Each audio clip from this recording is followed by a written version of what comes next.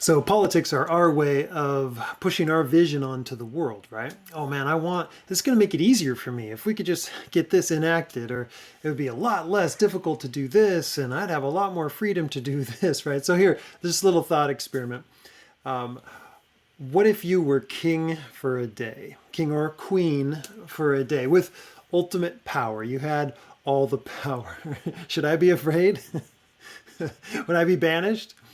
Would look around if you're watching with someone or listening with someone. Ask, would that be a good thing? Just try to nod. And no, it would be a terrible thing, right?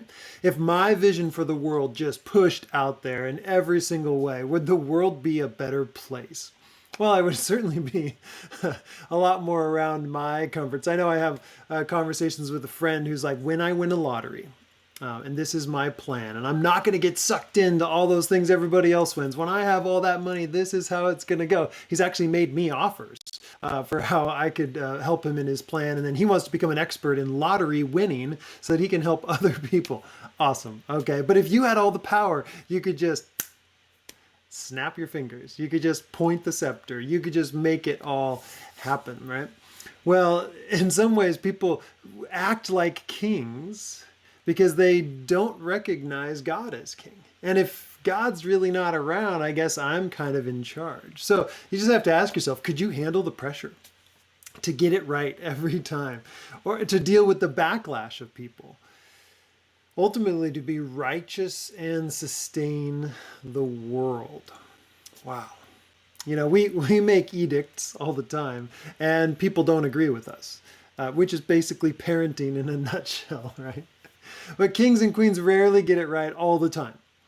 And it seems that the more power they have, the worse mistakes they're able to make. Not always, but they're certainly able to make it.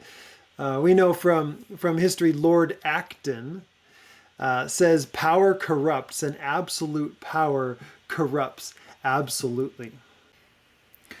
Well, power doesn't always corrupt, but it certainly always reveals.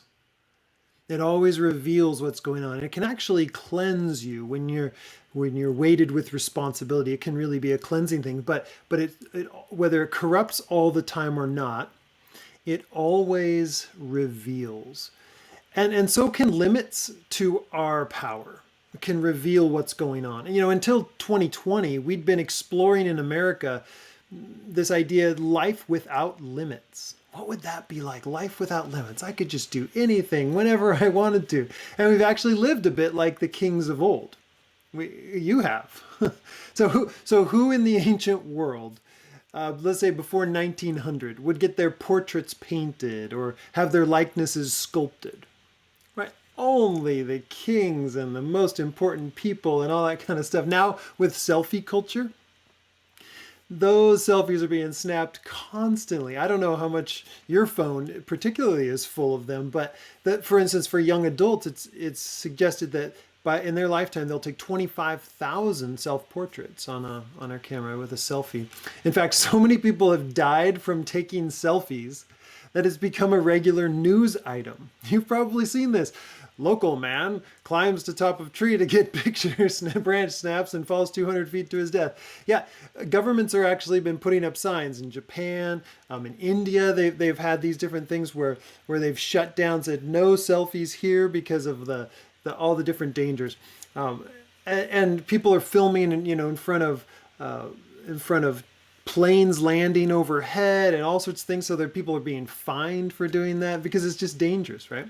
But as the kings of our own little worlds, you know, in our homes with our territorial views, we do have instant access, like a king, where you just snap your finger, you click a button, and you have delivered to you entertainment. You know, like imagine yourself sitting there on the throne.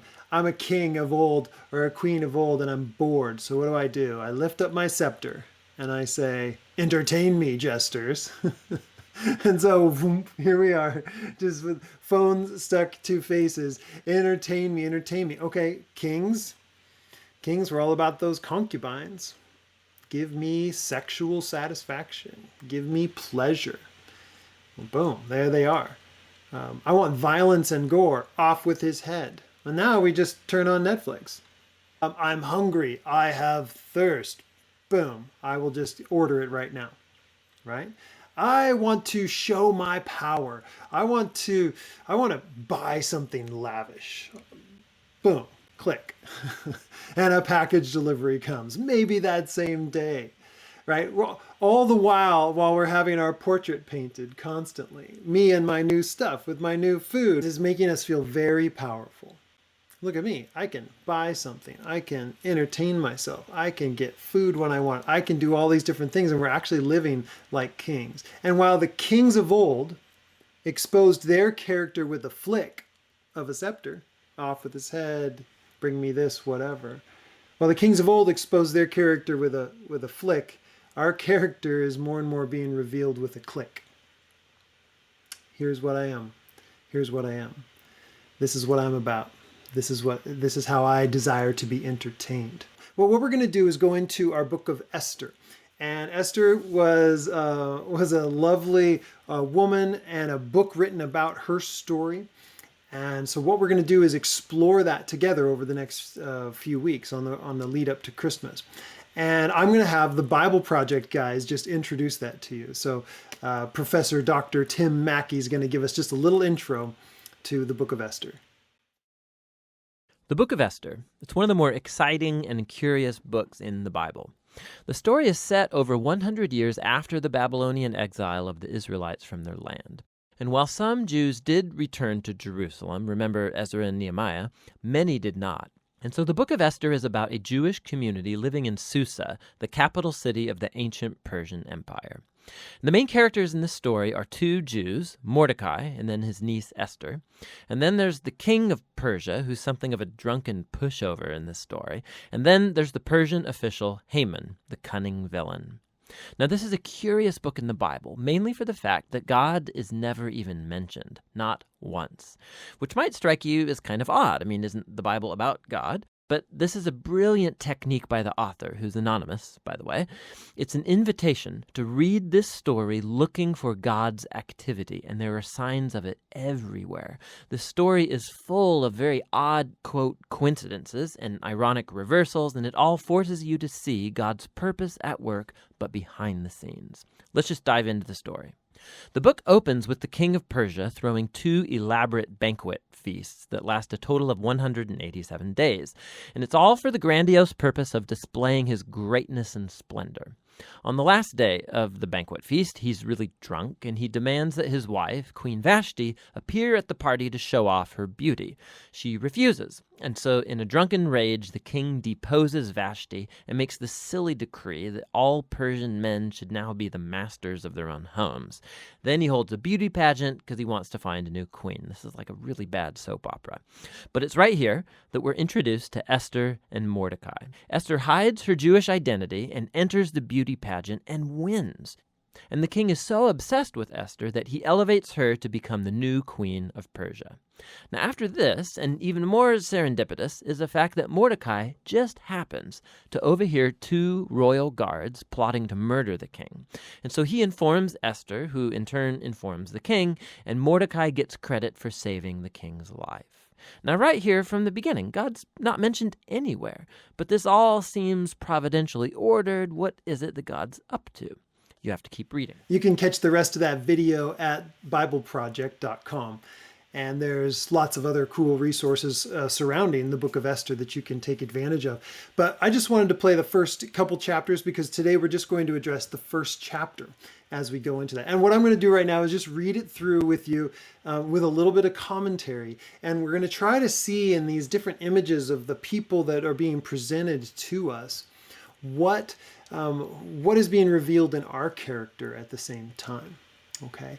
And when we deal with this idea of the unseen God, can we be looking through the lens of what is God up to and where is his activity? Because I want to see what he's doing all around me even now. So let's take a look at Esther chapter 1. So it says in the days of, how would you say that? Ahasuerus. It's actually, in Hebrew, it would be Ahashverosh. But but it's probably Xerxes, and so it's Xerxes, and that's probably a Greek translation of his Persian name, Kesharishan. And in the Hebrew language, it goes to kind of Ahashwerosh, which, when you just kind of say those syllables, it doesn't have any meaning in the Hebrew language, but when you say those syllables, it comes out something like King Headache or something like that. In fact, this book is actually a humorous tale. Now, it talks about some tough and difficult things, and so scholars guess that it was written at least a couple hundred years after the events, to where they could reflect on it and not be terrified by it, but actually think through it and say, okay, there's actually a cool thing going on here. There's a reversal that's happening, and we can laugh at it. In fact, the feasts of Purim that this Book of Esther is the origin story for. These feasts of Purim are actually filled with raucous laughter. They'll read the story. And there'll be boos and cheers and all sorts of things and a ton of drinking. So anyway, it's a humorous book. I don't suggest drinking while reading, but here's the story. So in the days of Xerxes, right, the one who reigned it from India to Ethiopia, over 127 provinces. In those days, when King Ahasuerus sat on his royal throne in Susa, the capital, in the third year of his reign, he gave feast for all his officials and servants. The armies of Persia and Media and their nobles and governments and the provinces were before him, while he showed the riches of his royal glory and the splendor and pomp of his greatness for many days. 180 days. And when these days were completed, the king gave for all the people present in Susa, the citadel, both great and small, a feast lasting for 7 days in the court of the garden of the king's palace. So Persian royalty was known for this, and ancient royals always would host these pretentious banquets to show off their wealth and power, to celebrate a military success, and to get support for military undertaking, which is likely, when we read the history and kind of piece things together, that's what was going on here. We're ready to take on Greece, and so the nation of Greece, and so we're going I need everybody here. And if you join me, look at everything you've got. You can have anything you want. And then at the end of those 180 days, he puts on a feast for everybody in the whole capital city, in the citadel. So there were white cotton curtains and violet hangings fastened with cords of fine linen and purple to silver rods and marble pillars and couches of gold and silver on a mosaic pavement of porphyry, marble, mother of pearl, and precious stones. So pretty big deal. This is a long drinking party, though. So drinks were served in golden vessels of different kinds, and the royal wine was lavished according to the bounty of the king. And the drinking was according to this edict: there is no compulsion. For the king had given orders to all the staff of his palace to do as each man desired. Now, normally in a Persian feast, the drinks would be forced upon you. In this case, we're going to let you not drink as much as you want or drink as much as you want. It's just party on, party your way. You do you. Persian royalty were renowned for making decisions while drunk. Okay. We learn this from Herodotus and some other ones. Any decision that the Persians made when they are drunk is reconsidered after they are sober. So what they do is they get around, have a drinking party, pour down the booze, and then talk about, hey, should we invade, or what should we do, or what rules should we make, and all that kind of stuff. And then, of course, the court-appointed people are writing everything down. And then after the fact, when they're sobered up, they bring in a court reporter, and he comes in and reads off the decisions, and they go like, yeah, we still stand by that? Yeah, we stand by that. And if decisions were made while sober, those would be written down and considered while they were drunk, because they wanted both sides, right? So power revealing character, and obviously drugs and alcohol revealing character as well. So that's what's going on. And then it happens, right? Then this is a pivotal point here. Queen Vashti was also giving a feast for the women in the palace that belonged to King Ahasuerus. So what kind of women belong to King Ahasuerus? Well, that would be all his concubines. So the women's house. So you've got Queen Vashti and all of her rivals in a sense, but all of the concubines, the people that would please the king, mostly sexually, but maybe dancing and singing and all those different kinds of things at the same time. So women would sometimes be the wives of these nobles and dignitaries would be in the main banquet. But there's a point in each banquet when the music girls and concubines come out and the drinking gets well underway, and the women of any of any stature would be leaving. And here's what happens. So on the seventh day, when the heart of the king was merry with wine, that's saying something, he commanded his men, the seven eunuchs, who served in the presence of King Ahasuerus, to bring Vashti before the king with her royal crown, in order to show the peoples and the princes her beauty, for she was lovely to look at.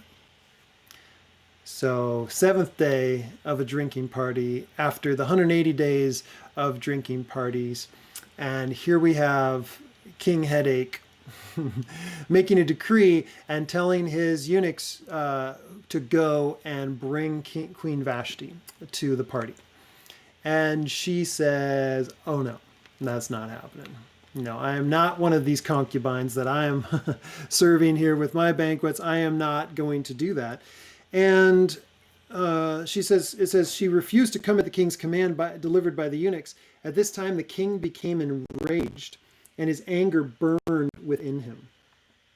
And then the king said to the wise men who knew the times, these are astrologers and people who are checking out seasons and times and all that, and brought them next to him. These are the ones who see his face, it says in the text, the ones who can always come before him because they're counselors and they're advised. And what they advised to him, and I'll let you read it, is they advised that we need to make a law to figure this one out, because according to the law, we got to figure out what's supposed to be done to Queen Vashti, because she has not performed the command of the king. So what are we supposed to do with her? And so one of the officials, Memucan, says, this is a problem for all of us now, because guess what's going to happen? We're not going to be able to act like kings in our home. If just the queen can say no to the king, well, then what's going to happen in our own homes? We need to be the masters of our own homes too. This is going to be a nationwide problem. And so this party comes screeching to a halt. It is over. And now the queen's behavior is going to be known to all the women, and they're going to look at their husbands with contempt, and she didn't come, so what are we going to do? So they said, King, we want you to make a royal order and write it out and send it out, that Vashti is never to come before you again, and give her royal position to another who is better than she. She's already in this kind of weird competition. She's been raised to the level of the best, and now we got to start over, a search for the best. And when the decree is made by the king, it says in verse 20, and is proclaimed throughout the kingdom, for it's vast, all women will honor their husbands, high and low alike. And the king's like, yeah, let's do it. This pleased the king. And so he sent letters to all the royal provinces, to every province in its own script, and to every people in its own language, that every man may be master in his own household and speak according to the language of his people. So we have just this whole screeching halt, this limit now placed on this king who's exposing himself as like, I'm the most amazing, and if you join me in war and in battle, you will receive all of this plenty stuff. This is going to be great. And then because Queen Vashti says, I'm not a showgirl, I'm not a concubine, I'm not going to go before an audience of drunken men so you can leer at me and my husband can show me off like eye candy. No, that is not going to happen. And boom, he reaches a limit and he doesn't get what he wants. and he's enraged. And by the way, he's completely completely drunk. So now he's not only powerless, he's a bumbling buffoon who's surrounded by all sorts of people who are just kissing up to him. And they take this little bit of a domestic dispute between the king and the queen and turn it into a state emergency. So now everybody knows about it. So instead of this being a private issue, he made it into a big public issue. And now everybody around the entire province knows the story. So now this is just huge embarrassment. And that's just the way it is when you live in life as a king. Everything is exposed and everything will be accounted for.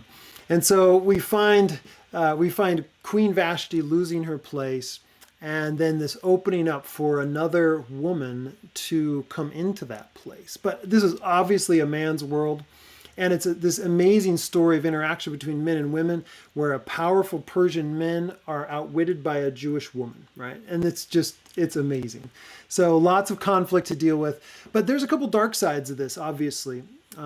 The desire to use women for pleasure. Boy, we've got to think through that. We have a problem with trafficking around the world, sex trafficking all over the world, and certainly in America, that's still going on and on and on.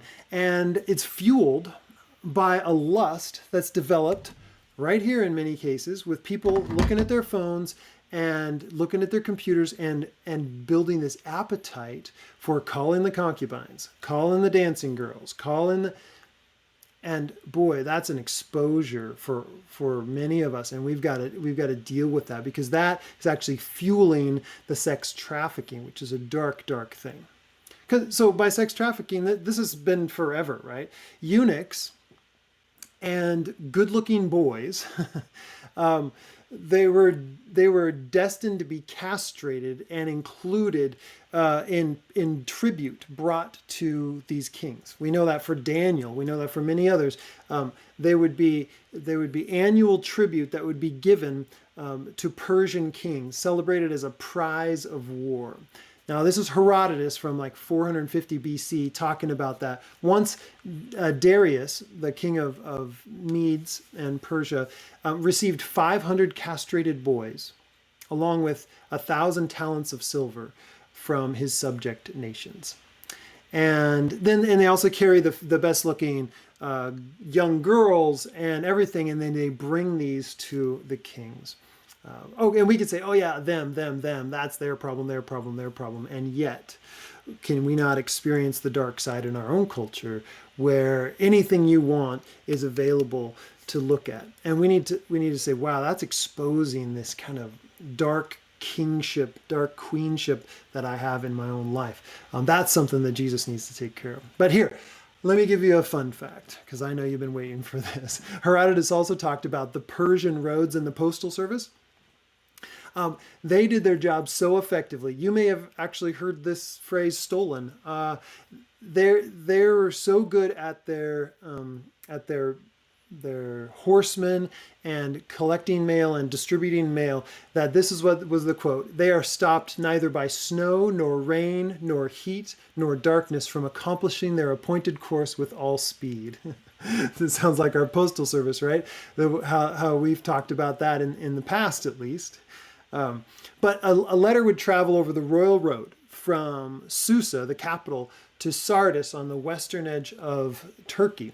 It's 1,500 miles in a week, with 111 relay posts. Boom, boom, boom, boom, boom. As fast as the famed Pony Express. But this happened, so many 2,500 years ago, right? So that's just a fun fact for you.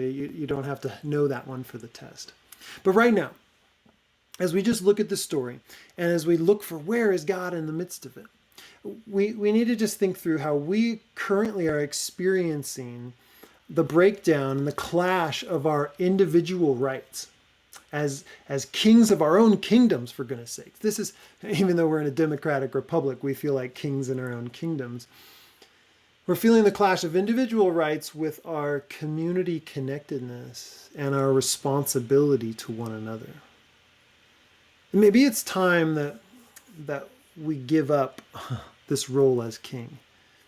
You know, the unseen God has been seen in Jesus. And that king demands your crown. The unseen God has been seen in Jesus, and that king demands your crown. But you know what? It should be easy to see that it wasn't really working out anyway.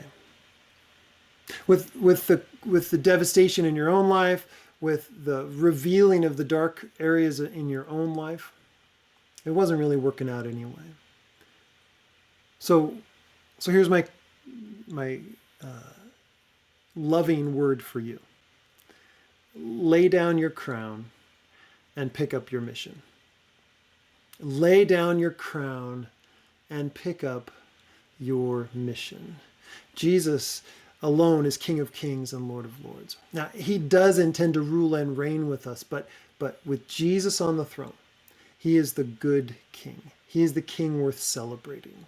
When I submit to him, and there's been situations in this past week where I have been in times of prayer and in times of counsel, where I'm receiving counseling, where I've just had to say, Jesus, you are Lord. Jesus, I'm tired of the way I run things. Jesus, I open my heart to you again. So I think you should just ask those with you right now, or if you're listening, ask them later. If you're listening by yourself, in what ways do we live like kings and queens? And in what way is that good for us?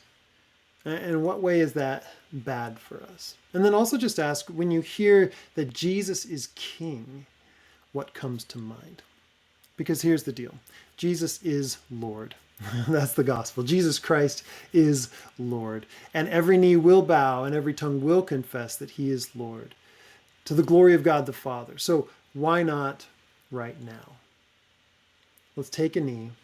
Let's lay down our crown and let's pick up our mission. As in heaven, so on earth. Your kingdom come, your will be done on earth as it is in heaven.